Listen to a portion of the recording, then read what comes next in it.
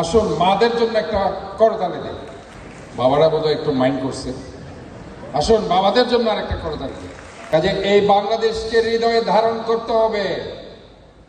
পারবে তো সবাই?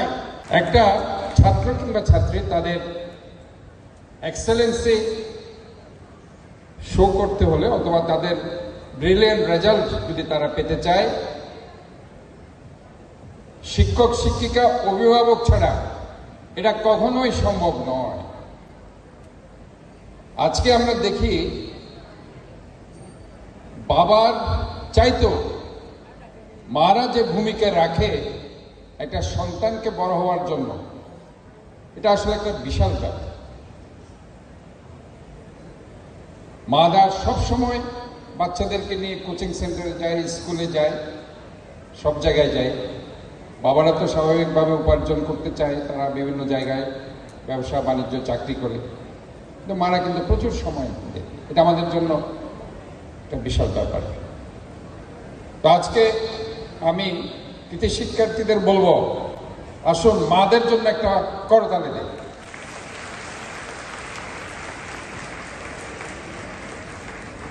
বাবারা বোধহয় একটু মাইন্ড করছে।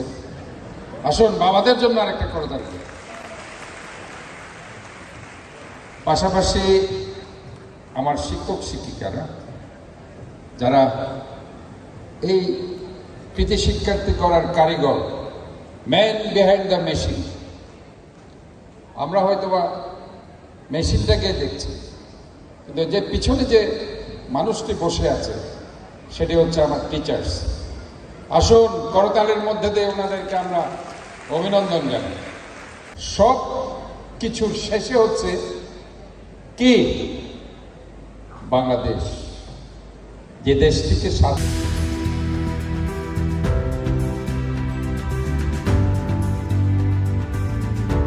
করার জন্য লাখো শহীদরা রক্ত দিয়েছিল। আমার অনেক মা বোনেরা তাদের ইজ্জত দিয়েছে। কাজে এই বাংলাদেশকে হৃদয়ে ধারণ করতে হবে। পারবে তো সবাই? বাংলাদেশকে ভালোবাসতে হবে, হৃদয়ে ধারণ করতে হবে। তা না হলে দেশকে দুর্নীতিমুক্ত সমৃদ্ধশালী করা যাবে না।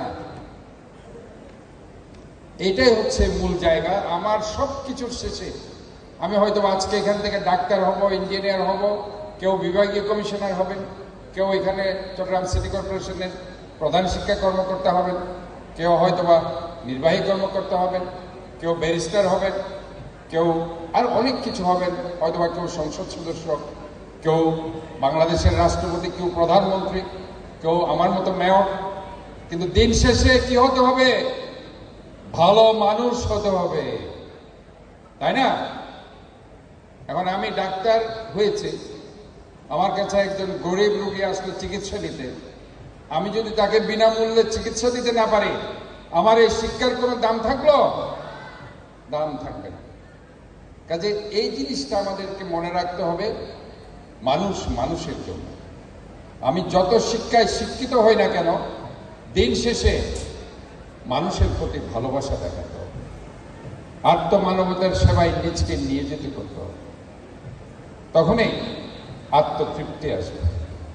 অন্যথায় একটা স্টেজে গিয়ে, ওই জায়গায় গিয়ে স্যাটিসফ্যাকশনের জায়গায়, ওই জায়গায় আর কিছু থাকে না। তোমরা বিদেশে চলে যাচ্ছ, দেশের বাইরে উচ্চশিক্ষায় যাচ্ছ এবং সেখান থেকে আর দেশে আসতে চাও না। এই ধরনের একটি বাংলাদেশ আমাদেরকে তৈরি করে দিতে হবে, যে বাংলাদেশে তোমরা অবশ্যই ফিরে আসবে এবং বাংলাদেশকে তোমরা সমৃদ্ধশালী করবে।